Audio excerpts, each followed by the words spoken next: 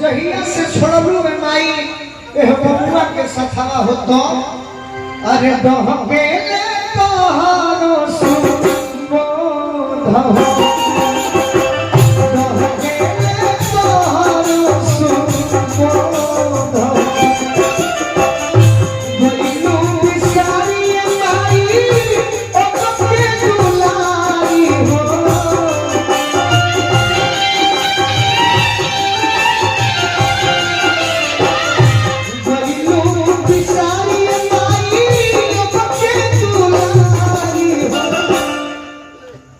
मनन बाबा गइलू बिसारी माई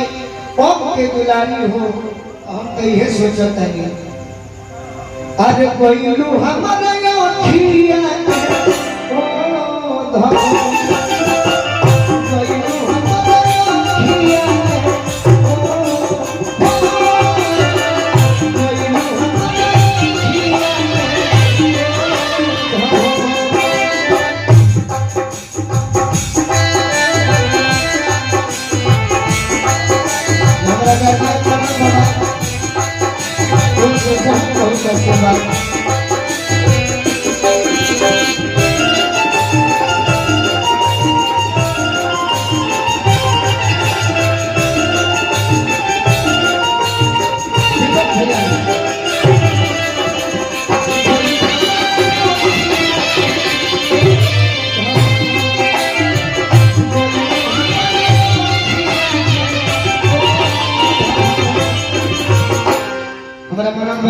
आशीर्वाद भेजने वाली जगत के मन के भावना बा अचानक के टूटावा सुखा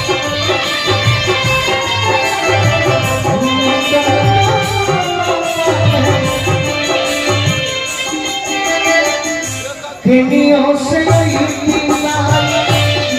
कहीं बोलती हो लगले नहीं गइले प्यास हो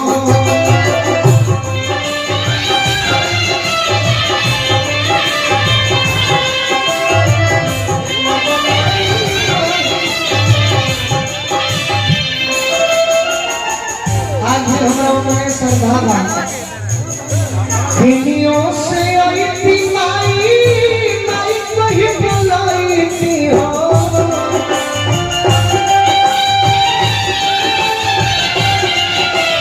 दुनियों से आई थी माई माई कहीं बुलाई थी हो शिवाराम सिंह जी चंदू के माध्यम से आशीर्वाद मिले बनी बाकी देखिए वो बेटा अपना माई के बारे में क्या कहता रहे हिंदा भैया कि दुनियों से आई थी माई माई कहीं बुलाई थी हो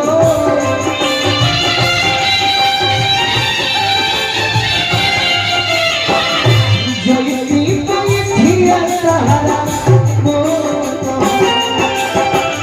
जयती माई थी सहारा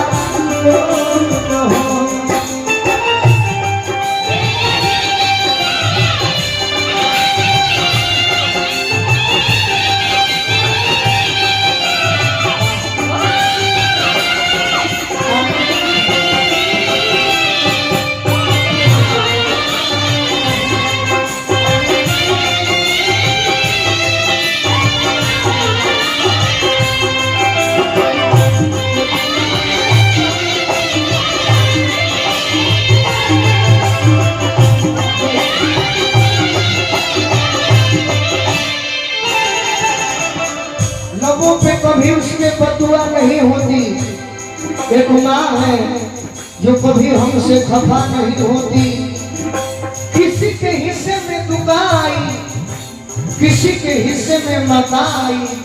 मैं सबसे छोटा बेटा था इसीलिए मेरे हिस्से में सिर्फ मेरी माँ आज सबसे खास बारू दूर रही है पास बारू सब बात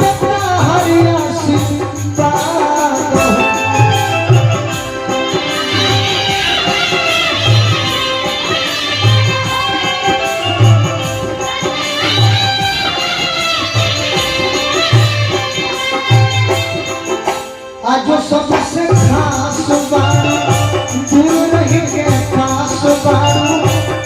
सुबह